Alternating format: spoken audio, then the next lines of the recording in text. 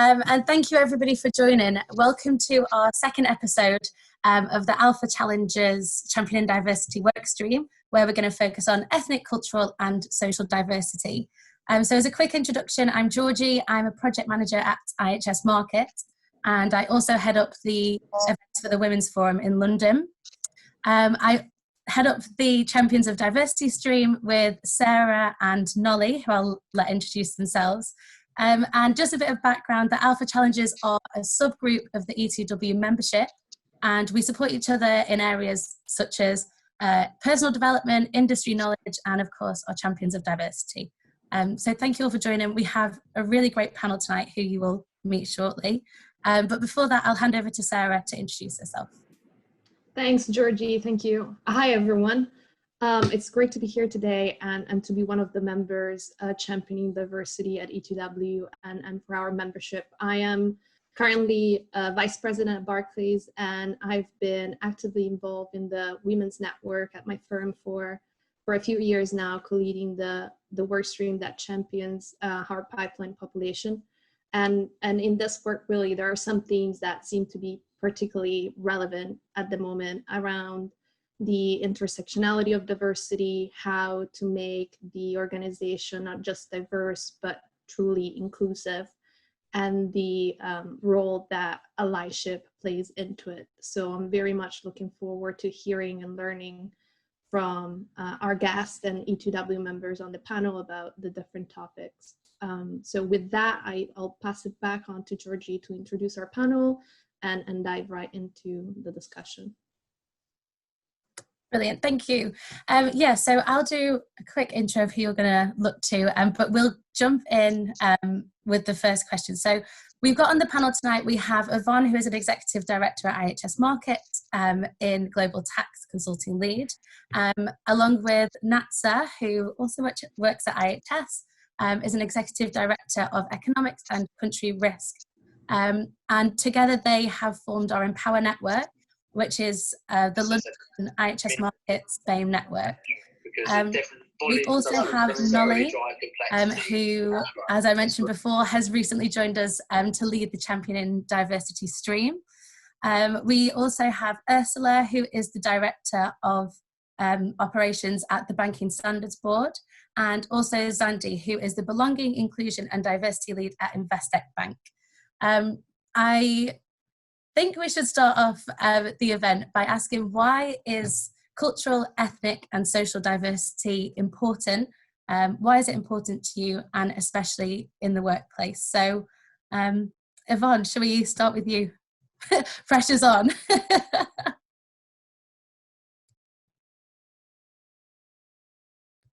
I'd say it would help if I unmuted myself. Yeah, I think that inclusion and diversity are really important, because we are all diverse, we are all different, but we're all human beings. There's only one race, the human race. And I think it's important to recognize that no one person is better than another.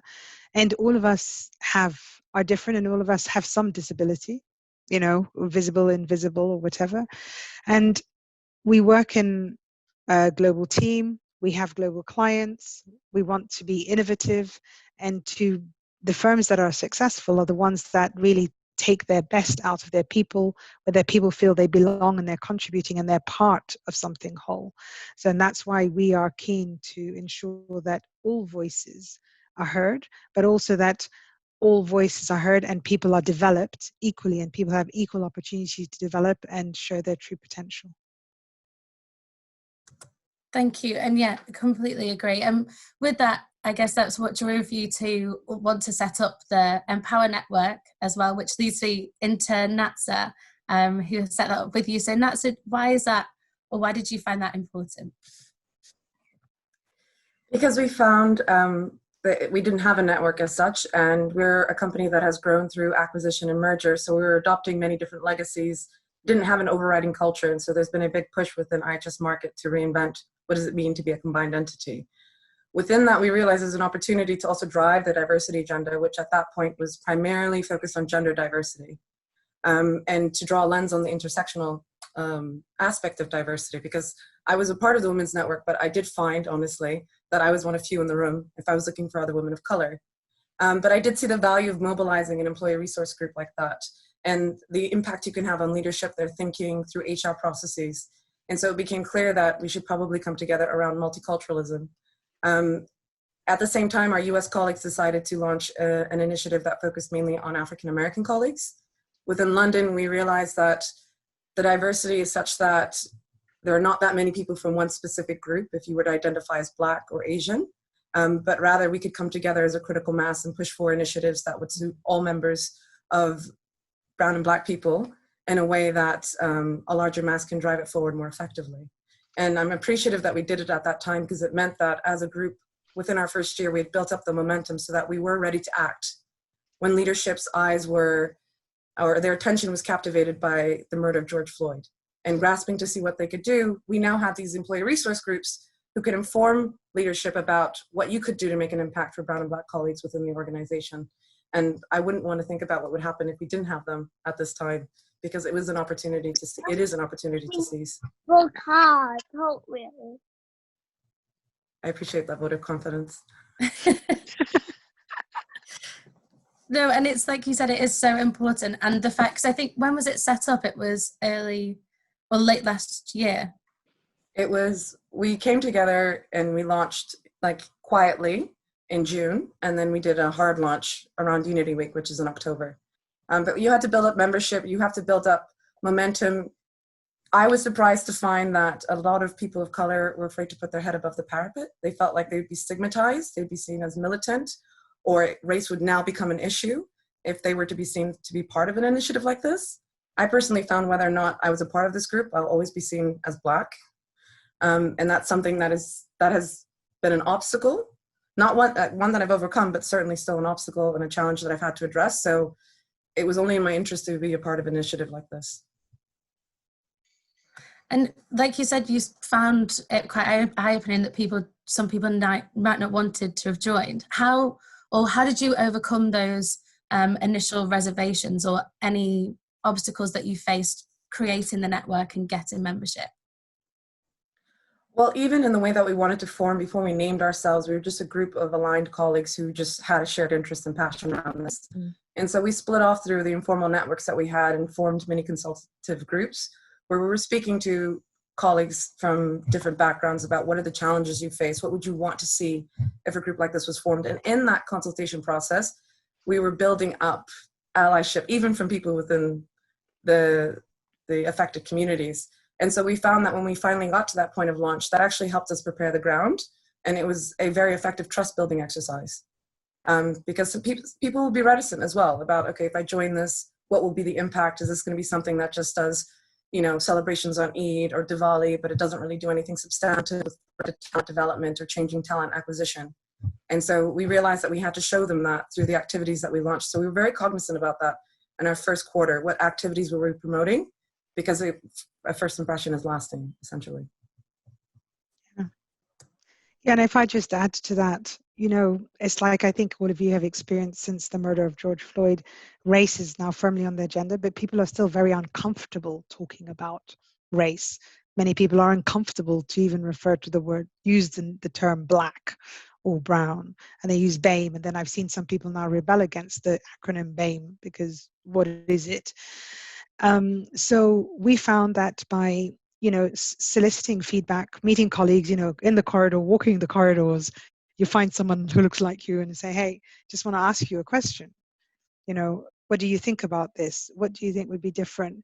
What do you think are some barriers to why you're not able to progress or feel you're not progressing as fast as other colleagues? Why don't you join our network? Because we're here to influence recruitment. We're here to influence talent retention and development, but we need you to come to the table, and it's a safe space. And I must confess, the initial meetings, you probably also had this with the Women's Forum, that the initial meetings were a series of people complaining about all that was wrong in the world, how they had been hard done by, and it's like you have to give people a chance to let it out. And then once they've let it out, it's like, say, okay, can we be now, let's think about how can we make this constructive? How can we build on that so that we don't repeat, we don't perpetuate those myths, or we are able to change the narrative in a way that makes it better for everybody. And so, and that very, very clearly. And then when we had Unity Week, so for those of you who don't know, we celebrate diversity and inclusion once a year. Okay. We celebrate diversity and inclusion once a year at IHS Markit through a series of events called Unity Week. And so we had the London Unity Week was in, I think, September, October last year. And so we had our network sponsored the potluck, and that was a great icebreaker. You know, we had different colleagues from all over the world bringing their food, talk about it. Some of them brought alcohol. Well, it was lunchtime, so it was after 12 o'clock at somewhere in the world, including London. And that was, it was just a great icebreaker. And following that, then our membership increased. But to be honest, it was only following the murder of George Floyd when our CEO put out a statement and encouraged colleagues, both from an ethnic minority background and allies, to join the two multicultural networks, engage and empower, that we really saw our network, the size of the network, grow. Yeah, and like you said, the potluck lunch and doing events such as that where everybody is invited, it's really open and welcoming, and a learning experience as well, and also great food, by the way, that you really do see people coming together and bringing momentum for BAME networks. And as you mentioned, the murder of George Floyd and recent events have really brought those networks to the attention and the real need for them. And we spoke briefly about the intersectionality of diversity. So Zandi, with you being the belonging, inclusion and diversity lead, how are Investec looking at ethnic, cultural and social diversity? What is happening there? Yeah, I've been in the role now for about 8 or 9 months, and it was really sparked by, we didn't have a belonging, inclusion, diversity lead role.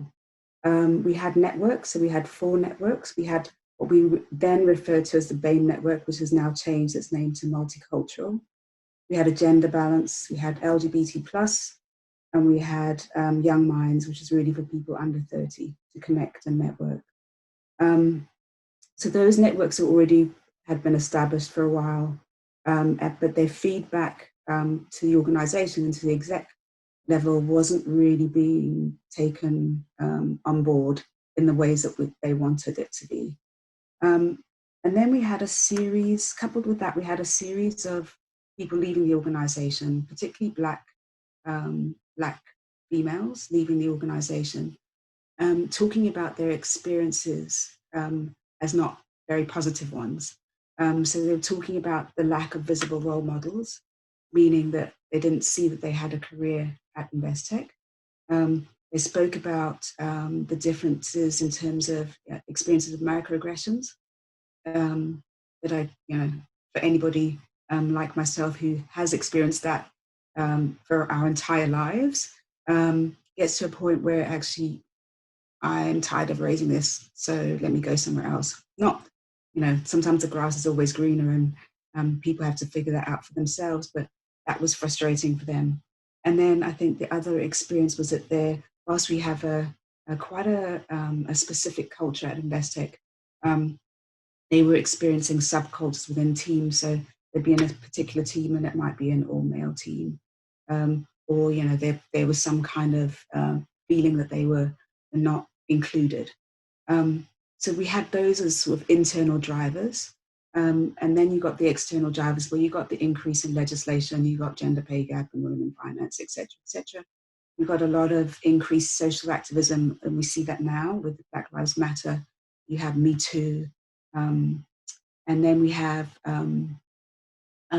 things like, Glassdoor, where people are much more open in terms of expressing how they're experiencing a workplace. So that combined said that, at Investec, we need to think more seriously about, we started off by calling it just diversity, recognizing that diversity alone is not going to shift anything if people aren't included.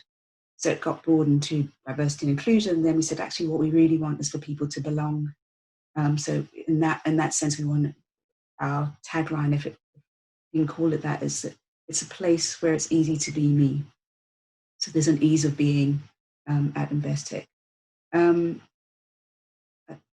So I guess what the network has done, and particularly in the last 3 weeks, so I as a Black female in this role, have been very conscious of wanting to make sure that, because I represent so many different networks, but it's also not just about the networks. And networks provide a channel of feedback, but there's a whole bunch of other things that we also do. So we have certain learn initiatives, we have certain policy changes that we needed to create, for example, shared parental leave and flexible working. We also had to think about our brand and our positioning in the marketplace as being a place that is, if you looked at our shop front, it's a welcome to diversity. It welcomes people of different walks of life into the organization. So it's beyond the networks, I guess, but they are a really critical voice for us in the organization. So when it came to George Floyd, like 3 weeks ago, I was, the events of George Floyd were not new, and not new for Black people. People have been brutally murdered in that sort of way for centuries. I think for me personally, what was different was that it triggered in me personally, if I take off my hat of belonging, inclusion, diversity, it triggered in me a whole bunch of past trauma and memories of what it is to be a Black person in this world, navigating this world, not just this world, but the world in Investec. And I struggled for a number of days as to whether to name that, whether to talk to my leaders about it. I didn't want to be viewed, I don't know, somebody had said about, sort of being viewed in a particular light, because there is that you're also sort of battling against.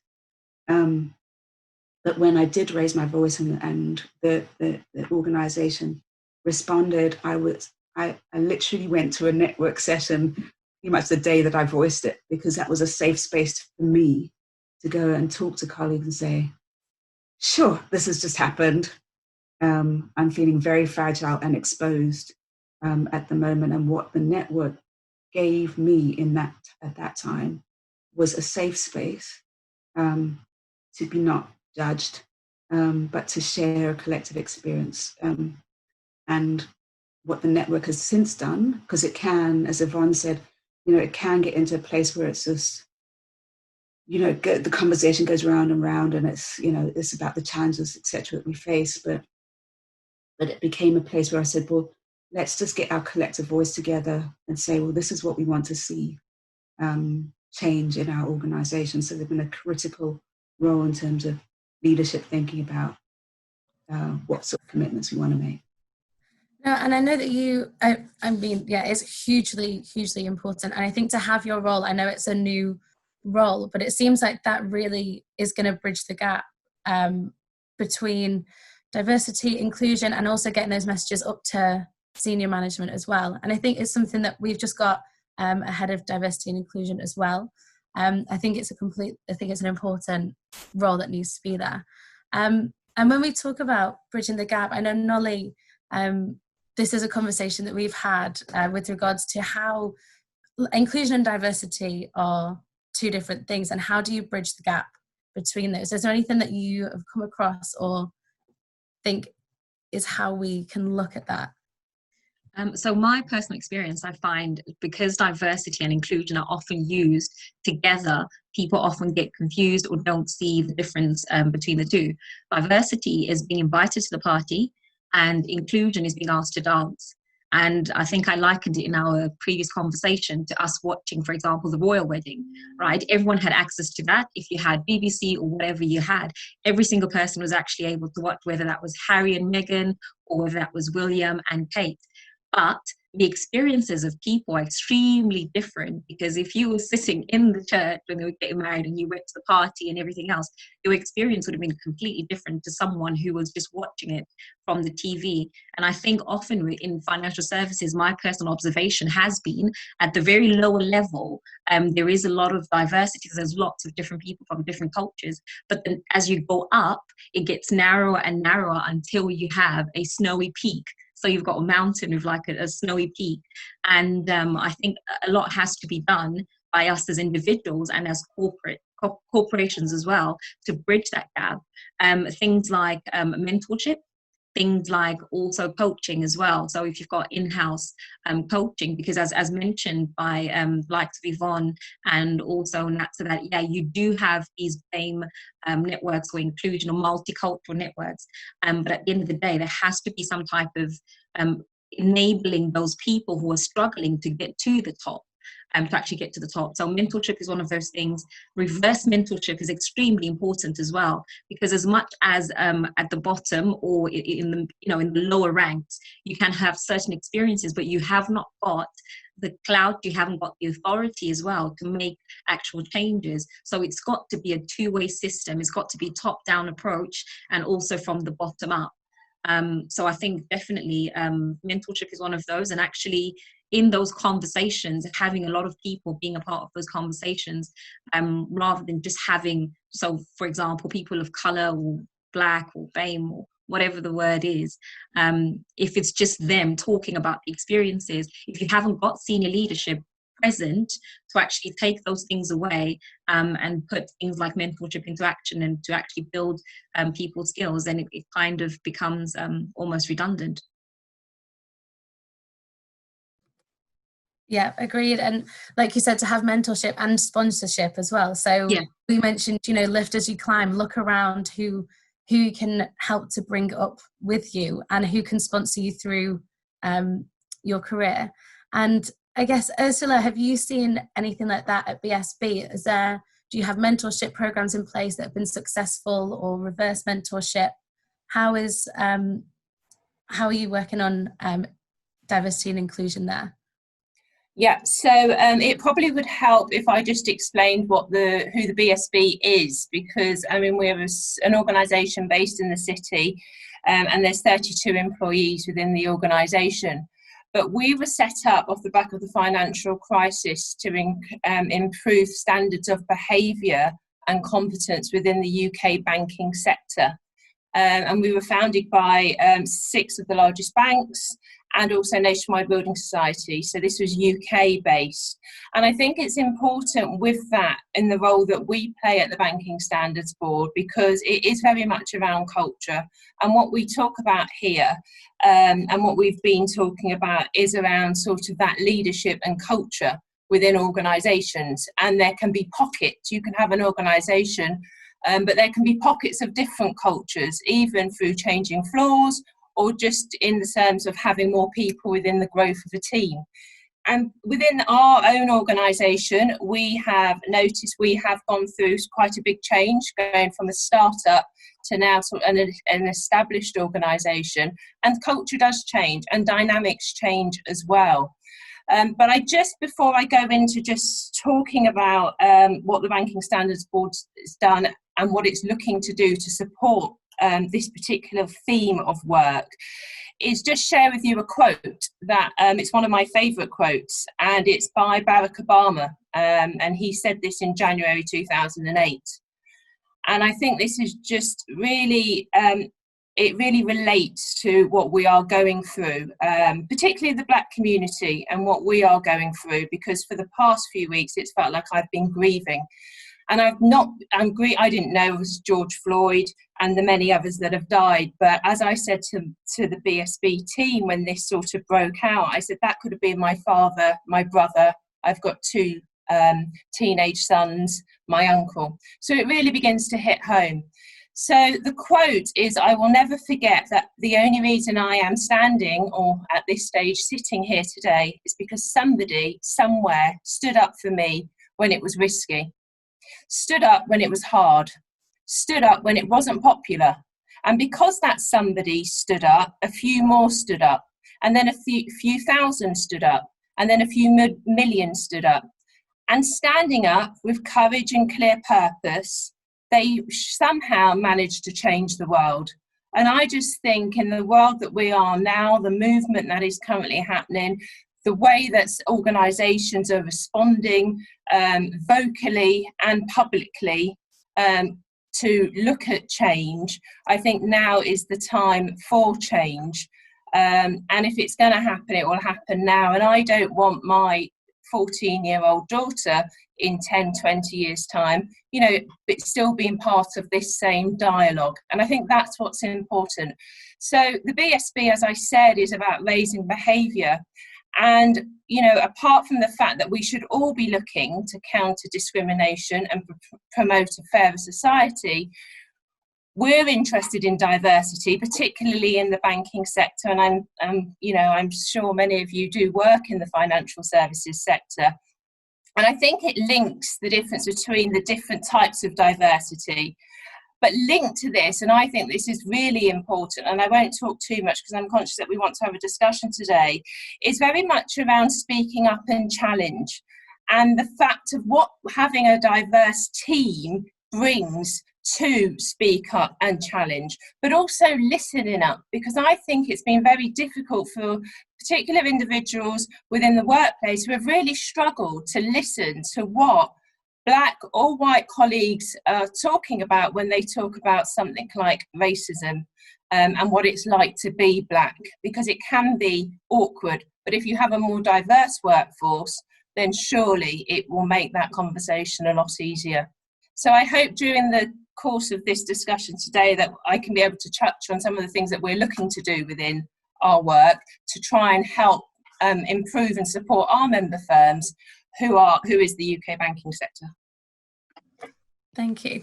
And yeah, you talked to, because somebody stood up, and then hundreds of people stood up, and that talks to the idea of allyship. And I know we've had conversations about allyship is a verb. It means you need to act and to do. So I'll open this up to anybody on our panel. How do you think allyship can work, and what are the steps that everybody on this call can take forward to be an ally and to be active? I don't mind having a quick stab at that. In the course of the number of conversations I've had over the last few weeks, you know, people have been saying, what slides you know, what can I do? I want to do more. And so I think there's 5 things that I've been speaking to people about doing. The one is about get talking, so get involved in conversations about race. We all know how uncomfortable it is. You know, if it was comfortable, we would have been doing this for centuries, but we put it off for so long. The second is about get educated. So I think what I hear from a lot of my Black colleagues is around the exhaustion of having to keep educating people about our own experiences. But there's a lot out there, you know, a lot of books, a lot of great TED Talks, etc. around that. So I encourage people to do that. The third thing is we've created something called the InvestTech Tapestry, which is one of my colleagues came up with this, which is a place for people to put quotes or poems. It's a digital platform, and then we gather together to talk about poetry or what inspired them to put that in relation to George Floyd. So where they may not be comfortable having a conversation, they might express themselves differently.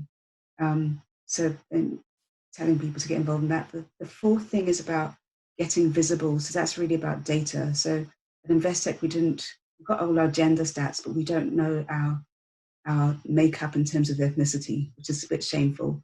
And there was a lot of sensitivity around asking. We've now got to a point where we are asking people for their data. And then the fifth thing is about getting committed, and that could be through allyship. It could be through being an upstander rather than a bystander. And then as an organization, getting quite clear on our commitments. So those are the things I could offer. Yeah. And I know that we, in IHS, I know Yvonne, Nat, so if you want to talk to that, we also found the same we had the gender stats, but not ethnicity or LGBT, etc. So Yvonne, Nat, so how are we going to drive that forward? I saw that was emails coming out about that, and what are we doing to try and drive that? So we've put out the request for data disclosure, and we recognize, and the wording around that was very thoughtful about what it would be used for, because people will naturally feel very uncomfortable about this. There are questions about what more will come for that. So for example, when we've been asked by membership, could we do an ethnicity pay gap? It's fallen down because we don't have the data in order to do that in a scalable manner. Now that the data is being collated, is there going to be a commitment from leadership to publish an ethnicity pay gap? Because that would incentivize people to disclose. And so it's about shared accountability. People will disclose what might seem to be sensitive information if they can see the value or benefit that will be derived for them. And so it's really for leadership to quickly follow up on that initiative and show what will come out of this data disclosure process. Yeah, and a couple of days ago, I had the opportunity to participate in a call between our global head of reward and a human capital specialist, Nishma Khosrani at Deloitte.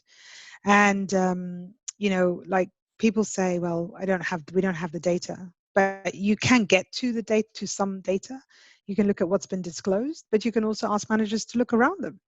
They know what the composition of their team is. They don't need a database to tell them how many people there are at the different levels from an ethnicity perspective. So I think, you know, you have to start somewhere, and hiding behind the excuse we don't have enough data. And then of course, if you do, then go ahead and disclose the ethnic pay gap, and you can couch it around, we don't have it, this data is based on 50% of people having disclosed, or we did these measures, etc. But an experience of one organization where like our organization, about 50% of people have disclosed their data in the UK. So we have 50% of the colleagues who haven't. But if I take a parallel example with another very large employer in the UK, pre-George Floyd murder, it was the same thing, 50%. But post-George Floyd, they had some sharing circles for colleagues, Black colleagues and others, to talk about, you know, the trauma that Zandy and Ursula were referring to, triggered them. It's triggered a lot of us, you know. But the management then talked about, they heard those concerns, and then they talked about why they needed the data, how the data helps us to be able then to measure some movement and progress in an objective way, as opposed to a subjective way. And do you know what? In the last 3 weeks, their stats have gone up to 90% disclosure.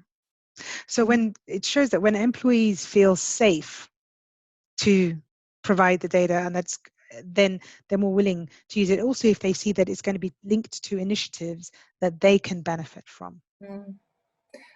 Georgie, can I just pick up on that as well? Just picking up on what Yvonne was saying, because I think data absolutely plays a role in this. And one of the things that we do at the Banking Standards Board is we run a assessment survey. And this is not a survey on engagement. It's around what it's like to work within your organisation. And we answer a number of questions. And the reason I say this is because many organisations collect data, which is great. And it's a great start, and it will make a difference, because if you have numbers, we all look at them and naturally, hopefully want them to improve.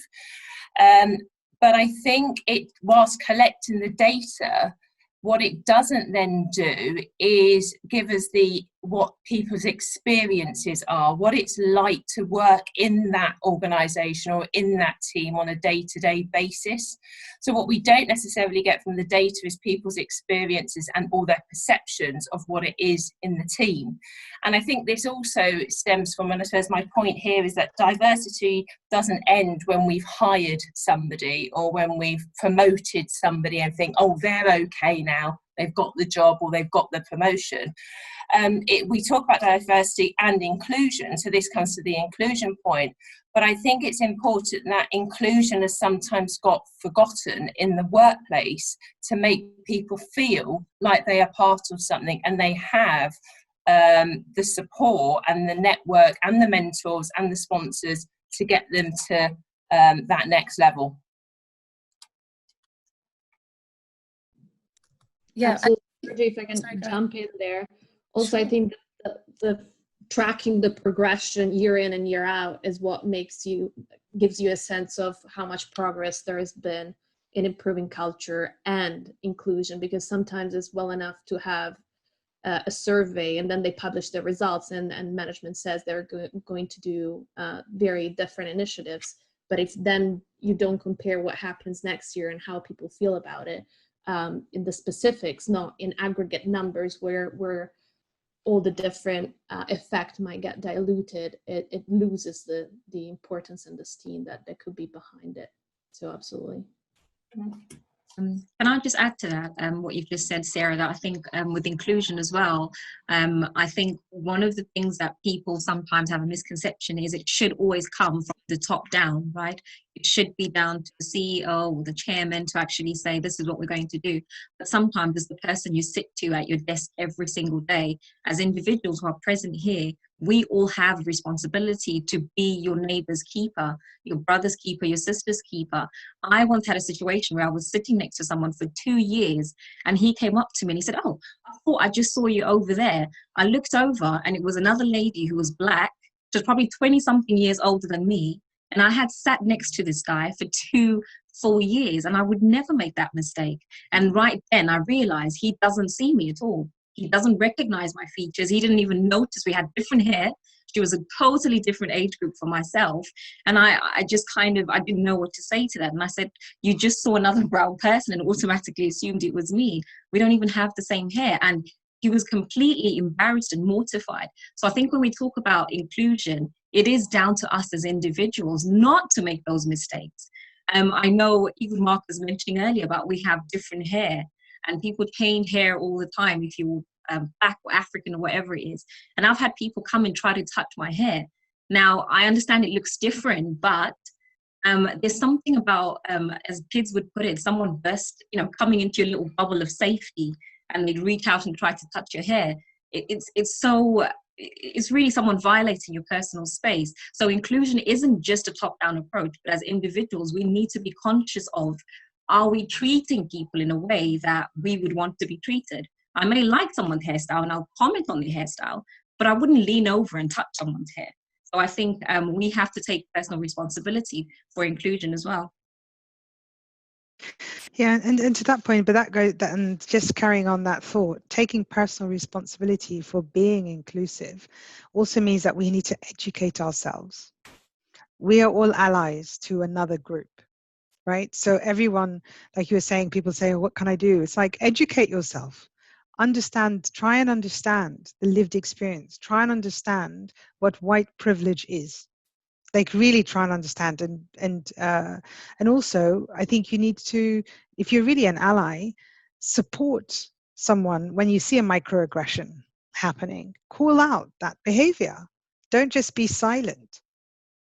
Because that also helps the person who is the subject of the microaggression. Of course, in a kind way, because we want people sometimes do this usually without thinking, but we still need to let's all be accountable. Let's be more, like we also said, be more intentional. And I think now people are trying to be more intentional. So if we can educate ourselves, educate each other, then we can be more intentional. And hopefully this will go to help changing mindsets and people recognizing their bias and then knowing to check it so that you don't mistake. Like Natsa and I get confused for one another. Do we look alike?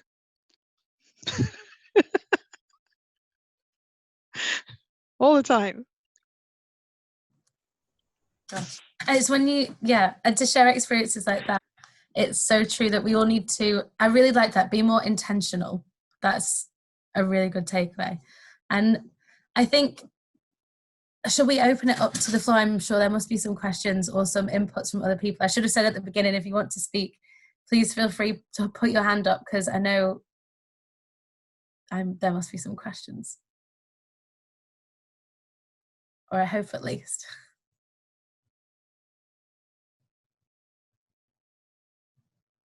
Okay.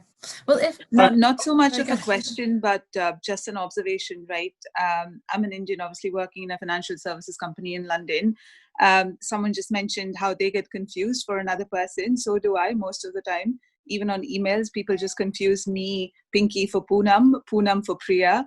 So it does happen a lot, right? It's very strange. A Francis will never get confused for a John, but definitely a Pinky will get confused for a Poonam, right?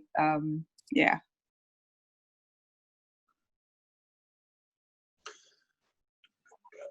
Georgie, I have a question, if I may.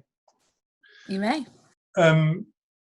Gender pay gap reporting has been in now for 3 years, and with 3 years worth of data, we can see the progress that's been made or the lack of progress that's been made.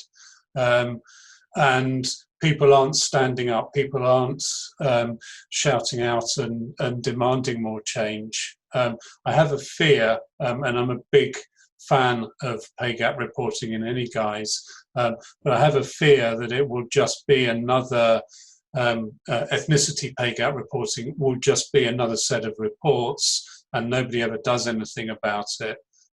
How do we make sure that with the insight we get through this reporting that actually something gets done and it doesn't get gender washed or BAME washed or ethnicity washed through the reporting?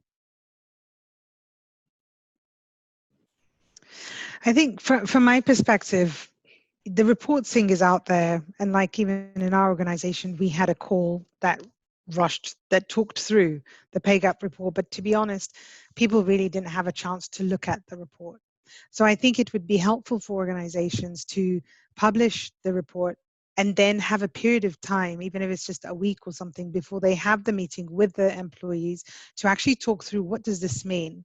Let's walk through it and then say, right, so here we see if when you compare to, like you say, Mark, the previous year, or compared to the target that we've set out, we've fallen short. So you know what? These are the actions we're going to take. And again, have it measurable. And then you go fast forward 1 year when you have the next round of reporting and you say, so last year we committed to, our pay gap report looked like this. We've committed to this. This is where the progress has been made, hasn't been made. What are we going to do again? Because if you don't do that, you know, people can just be bamboozled with figures and whatever. And then, you know, it's another time they haven't had a chance to actually look at the report. I'd say there's many people who don't actually understand those reports even, right? So there's a bit about organizations being honest with their employees and actually breaking down that standard format into a manner that's easy to digest. What does this mean?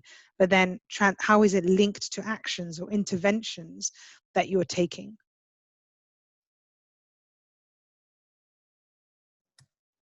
Yeah, and I think also, like you said, Yvonne, to go back, say, this is what we did last year, and these are the actions we took, and this is what did work and what didn't work. We need to learn what's not working as well, to say, okay, we didn't actually increase as much as we thought we would. Why was that? We tried these 3 things, let's try something else. I think the open communication side of that is something that is so important. Yeah. So, sorry, go ahead. Nolly, were you going to speak? Yeah, I was going to say, I think an extremely important point, going back to what Mark was saying about how do we make sure that it doesn't just, you know, it's not just noise and then no one does anything about it. I think accountability is a very important aspect of action being taken. It's one thing to say, oh my gosh, we've seen these are the figures. We know it's a wide gap.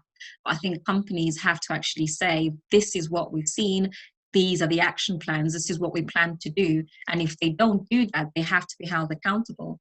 And that is, as for example, if you've got the BAME networks, you know, cultural or diverse, I don't know what they're called in different places, actually holding them accountable and saying, okay, it's been X amount of time, you know, this is where we are today, what do you plan to do about it? We have individuals here who are extremely influential. Mark, you know, E2W, you're considered people who talk about and are out there talking about things like the gender pay gap, ethnicity pay gap. So being vocal, if you're on a board or if you're a director, if you're a senior manager, using our influences and our spheres, you know, your network is your network. So who is next to you? If you can't do anything, do you know someone who can refer you to someone or someone else that can help to actually push forward? It's not enough to just sit there and say we can't do it. We have to think go beyond ourselves, so to speak, and use our influence where we can and our voices as well. Yeah. Georgie, you may not have seen, but so Kelly, I think Kelly has got a hand up, has got something to say. Hi, thanks everyone. Apologies, I've only just put my video on. I've had my son by my side and I've been eating my dinner, so I didn't mean to be rude. I've actually got a few questions. Sorry. Thank you so much to everyone who has spoken. I'd like to dive a bit deeper on the data. The firm I work for has tended to sort of say we can't go beyond gender data within the UK and Black and Hispanic in the US, but that's being challenged quite a lot now, obviously, off the back of the recent events. Certainly, you know, not in HR, but within the business. And I think HR's kind of always sort of hid behind GDPR, and we don't have the robust data. And I really liked what one of the ladies said around actually, well, you know, go back out and ask, because we do have a sort of annual self-ID you know, thing that happens, and maybe it's a great idea to redo that now, and then publish based on you know, this is only 50% or something. Do you think, you know, if HR come back to me with it, oh no, we still can't do that, has anyone got any kind of counters? Is there any GDPR laws against it or anything like that? Well, you can't force people to disclose, right? But that's why you have to educate them as to why you're asking for the data. So you know, assure them the assurances you have over how that data is going to be maintained. But you can point to other organizations that have disclosed the gender pay gap, that have disclosed the ethnicity pay gap, and there's an increasing number of organizations who are committed to it, and they're in the UK. So what are they doing that we can't do, is what I would say, and perhaps challenge them to go back and say, have you spoken to them? See what interventions, how were they able to? And you can put the disclaimer. Can you name any of those organisations just so I can refer to them? Well, PwC did it. I think Mark's got a list. He's put his hand up. I think he's got a list of them. So the ones I know are the FCA, and I'm assuming that if the FCA have published it, it's legal. With us, brilliant. And the other one I've seen is Barclays. They haven't got as much data with their ethnicity pay gap as with their gender pay gap, but they have reported it this year. That's fantastic, thank you. My only other one was any more practical changes that can be made sort of from a systemic level. I was talking to a Black colleague, and she said things like, I can't believe we still don't have blind CVs, for an example, you know, to stop that potential unconscious bias if it's a name that doesn't sound English. I mean, has anyone done that? Has anyone got any other more sort of systematic process changes that they've seen work alongside everything else we've already talked to? Yeah, there is software. I know, like I think at HS Market we use it, where, you know, when the CVs come through without any names, they have to be judged just on the merits of you know, what's there, what's presented. So there are some solutions in the market. Maybe what we can do, Georgie, is we can get Kelly's details, and maybe we can speak to some of the talent acquisition colleagues. Yeah. Right. Definitely. And also put together a list of what, like you said, if there are any software or any things that we're doing. Definitely. I saw Ursula, did you unmute, or Natsa? Yes. I was also going to, in the same way, there's software that can, well, there's one for gender. It's called the gender decoder. So being thoughtful and intentional in your language. What type of what language are you using in job adverts? Is it more masculine terminology? So that's one intervention that we've made. I've done mind assessments for myself. So I forced talent acquisition to do this before they did it statically. I still have reservations about these are patches, right? They might be tactical, but I do see that the HR recruitment process is somewhat conventional, and it leads to a pipeline of where most people will be, or lead to the gap, as Nomi had said. I have different experiences when I've recruited in a innovative way, and I found that I'm more likely to find the right type of talent from underrepresented groups if I just thought more creatively in how I approach them. Now, this isn't obviously scalable, but it did prompt me to push talent acquisition to think about their recruitment strategy differently. If you're just going to the same universities, and you might put in the gender decoder for the description, and you're still putting out, you're going to the same institutions with the same pipeline, you're not really going to get anything very different, right? You're going to marginally move the needle. If you really want to move the needle, maybe you need to stop thinking about that recruitment strategy entirely and open it up to something that is more inclusive.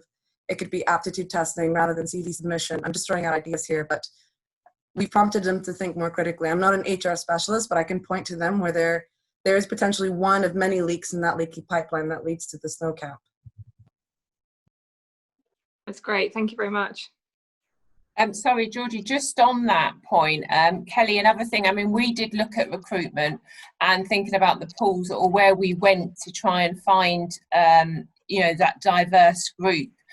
I know that one company have gone a lot further with that, and they actually said that the final selection process, one person has to be from an ethnic minority, or they're not prepared to take it through. So when they get to that final stage, if they're, you know, they normally would have 3 people and one had to come from an ethnic minority or part of a BAME group. So that's really sort of pushing yourself outside of your comfort zone. But as Nat said, it is about just thinking outside the box a bit and being a bit more creative.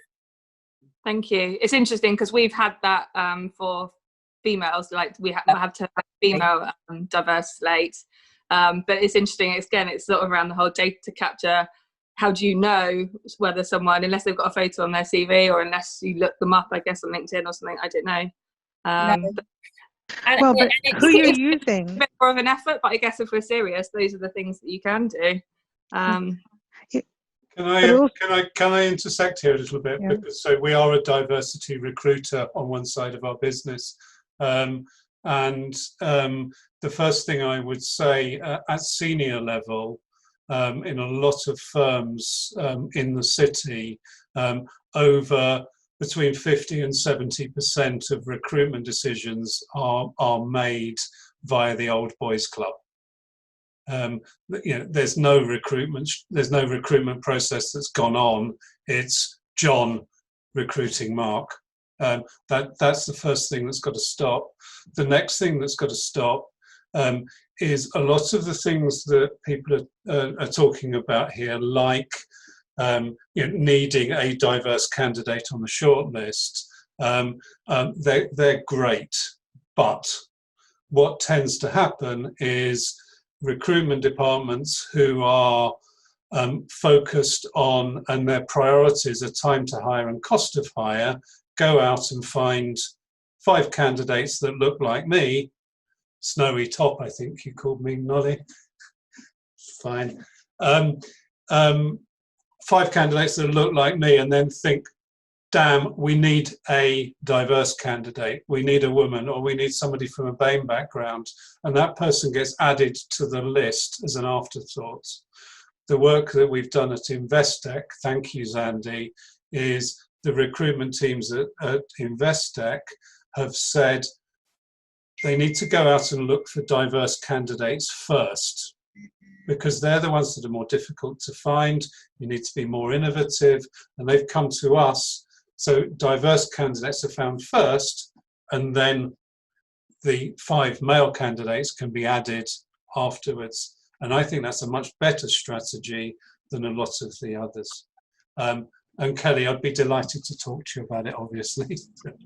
Thank you, Mark. No, I'm making some notes, and I'm not in a decision-making capacity, but I will be passing my notes on to people that are. You can see where I work, so I'm going to get myself into trouble. But I used to work a lot in our tech line of business, and they had exactly that measure. And what you would find is that a woman who'd applied for, you know, a project manager job was often put forward for loads of other jobs that she wasn't actually qualified for, just so the recruitment people met their targets. But Kelly, there is also an element of where, so that's why, like if Mark says that they're a diverse recruitment firm, so you need to look at the firm and say, who's doing the recruitment? Who's doing the recruiting? Because again, if an ethnic minority candidate is only ever interacting with a white recruiter, or the whole firm, when they look up the firm and they only see, they're going to think maybe these people aren't really diverse. They're not going to put me forward for the right jobs. But also it's how do you measure the recruiters, your recruiters? Do you measure them in terms of a KPI on how many diverse candidates you bring? Because you can't tell me there aren't enough STEM applicants from an ethnic minority background. Same for female STEM applicants. You're just not looking hard enough. You're not looking in the right place. So my challenge to you is, if you want the commission, go and find these people. Yeah, and that's a fair challenge. Georgie, I had a question I was wondering if I could ask. there's kind of been a lot of marketing, especially around improving the gender diversity on boards, and there was a big, whoop and hooray that we managed to make that. But when you looked at the stats, it was only white females who've been added to those boards, which is, to me, isn't really a success. It's good, it's getting there, but it's not the success when you look at kind of race. So I wanted to ask the panel, why in their mind is it that previous maybe white feminism or white equality hasn't done enough for BAME counterparts, and why haven't we changed the dial on this before? Can I go ahead and answer that, Louisa? So I recently discovered this term. I'd known about its existence, I've known about this and experienced it, but I didn't realize there was an actual term for it. And this is intersectional feminism. So this is the idea that this is a movement that recognizes that barriers to gender equality will vary according to a person's identity, their age, their sexuality, their race, their ethnicity, and their class. So I didn't know of this term. Probably for some people, it was very common knowledge. I think we've only ever had a single approach to feminism. It's about women, but we've never really extended it to women's experiences are different according to their age, according to gender, according to sexuality, LGBT, We've almost always said feminism is just about having women there, but what kind of women? Are they abled differently? Because, for example, we can talk about ethnicity, but also people who have different levels of ability as well, who are LGBT, are they being represented? And I think we've never looked at feminism as being all-encompassing, all types of women. The face of it and the movement has only ever had one word, but we've never looked at the different faces and the different types of women. It's almost like it's always been separated into feminism for women, but not actually microanalyzing what that actually means to each and every single woman. Yeah, but I think maybe this is a controversial note to end, to put at the end of this very nice discussion. Part of the reason why is when we talk about feminism, in reality, it's been about white women's rights. If you think about the March for Equality and for the right to vote, who was marching? Yes, they're women, very capable, able women, white women. Where were the black women who were marching, if they were marching? They were relegated to the back of the queue. In some countries, like notably even in the US as an example, black women did not get the right to vote the same time white women did. And I think an uncomfortable thing for women is that amongst ourselves, like when you talk about, Nolly, the intersectionality, is that we have biases within us. We are not, yes, we as men see us as women, and they would then also see the color. But unfortunately, within us as women, we do not see ourselves as equal. That's why that struggle has been, when you talk about, Louisa, when you say on the boards, it's been a lot easier because then it's almost like it's an extra handicap to be a woman and be of color. And then now if you're a woman of color who's also LGBT, that's another seen as another handicap. And so it's a much harder bar and so many things pulling you back. And so you can't be free, you can't be your authentic self, and you can't rise. And that's why we need women to be allies to fellow women, so that we all rise. And as we move up, we pull other women up. I would just add to that and say that it was the same experience you had the women's liberation or feminist movement in the 60s, at the same time the civil rights movement in the US. And Black women came out of that decade of activism and unprecedented activism in modern history to find that they were still not much better off than they were prior to that. And so the same extends to even within the Black community, there are conversations about gendered dynamics and how that affects women in the community, or how men feel certain discrimination more prominently. So it's important to have those open conversations. I don't necessarily think it's a challenge. I think we've built up a greater resilience. I think that women or people who come from different underrepresented groups build up a level of resilience because they've had to negotiate and navigate spaces that they weren't welcome to. And coming full circle back to the initial question, why am I passionate about this? Those are the individuals who will really help a business excel. they've had to come up with what seems by another probably as an insurmountable challenge just to get into the right school, let alone the right university, to speak a certain way. I mean, we've essentially developed a different language to use when you walk into work based on class. Now this person's technically bilingual. It means that they can translate between culture and communities. Why wouldn't you want someone like that on your sales team? That means they can immediately empathize with their prospect. Why wouldn't you want that type of person in people management? That means that they're more likely to empathize with the people in their direct reporting line. I think that these types of individuals actually make the best type of, arguably could be seen as the best leadership candidates. Can I just to follow up on that? I think that the issue is because there wasn't diversity in there to start off with. So it amalgamated into people employing the same people that looked like them, ate like them, went to the same schooling as them. The children went to this, educated their children in the same way. So that lack of diversity, what it's created is it has created silos. And I'm still shocked today how many people do not mentor or coach or support women, and your portfolio should also be diverse, because it's important that we continue to learn.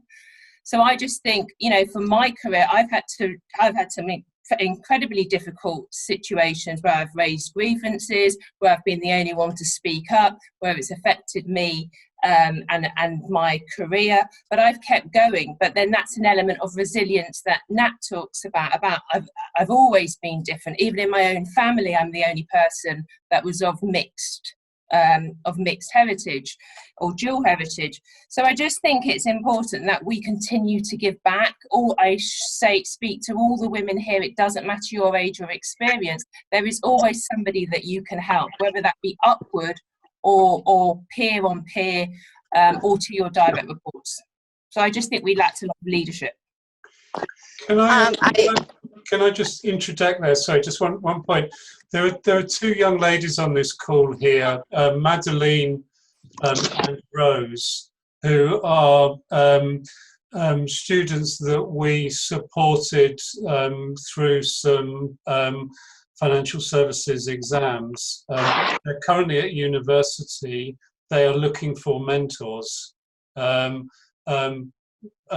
anybody feels like mentoring a couple of young, eager, enthusiastic, ambitious young ladies, put your hand up or speak to Katie, and Madeline and Rose will get you a couple of mentors and see you into this industry and see you get to the top.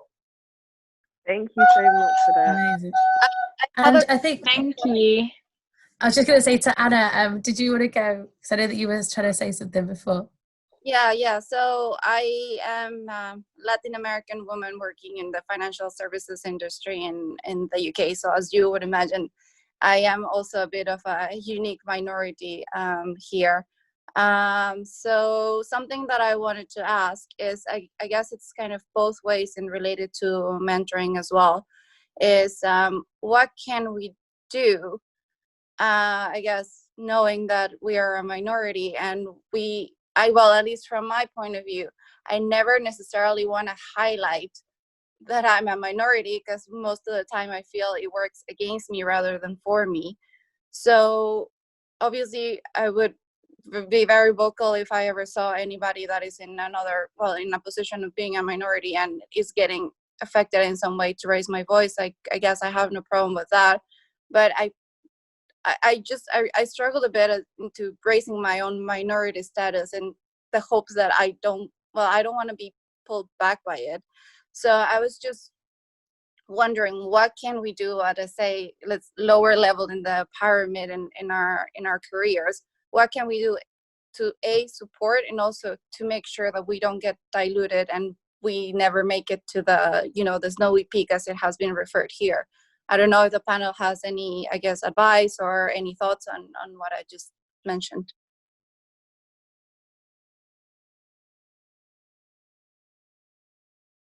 I will go, Anna, because I think compared to the other people on the panel and the people I'm working with as well, I'm still at the almost beginning of my career as well. And what has helped me is I've always struggled to bring my entire self to work. So I've always worked in and been like maybe one, you know, the only Black person or one of two, and just not working in a diverse environment. But what's helped me is actually finding networks like E2W, networks like the Black young professionals. I appreciate, obviously, that may not necessarily be your demographic, but with technology, with things like LinkedIn, finding a tribe, so a group of people who are like yourself, whether that's people who are Latin American or whether who share hobbies, and actually having a platform where you actually feel safe to actually speak about certain things and get support about certain things, because you may not always feel comfortable bringing your entire self to work, or like you say, drawing attention to yourself. But I think having a platform and having a tribe of people who you can be around and being able to express, you know, every single side of you is extremely important. So I would say it's locating those networks and those people that you can actually bond with, I guess, if that's not possible at your work. Yeah. And I think that, I know that we've gone over time, so apologies, but I think it's been a really important discussion. And Nolly, that leads us on perfectly to what we can do. So obviously we said find networks, mentorship and sponsorship. I know that we also mentioned about educating and the importance of BAME networks. And if you don't have a BAME network, or if you are looking to set one up, I know, Nolly, we mentioned there was a network of networks that has been set up that you can go to for advice as well.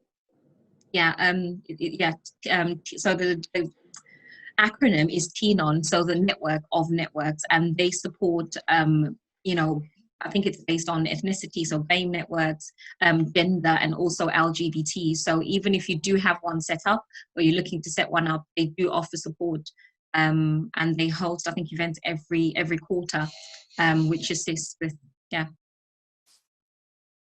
with setting up networks. Thank you. And Sarah, I guess you want to round up? Yeah, it's been an absolutely fantastic discussion. I find very inspiring, and very thankful for all the contributions that we had, and very thankful for our panel, Natsa, Ursula, Yvonne, Zandi, and Nolly, for making us learn and understand a little bit more about the overall topic. I think it's definitely one step in the right direction, and I'm very proud to have been part of this forum. Also, thank you to Georgie, Nolly, Mark, and Katie for helping to organize the event. We will have another installment post-summer, looking more into allyship, and specifically in male allyship within the gender conversation. So look out for that, and I shall wrap it there. Thank you. Thanks everybody for joining, and again to our panelists. Fantastic. Well done, everyone. Thank you.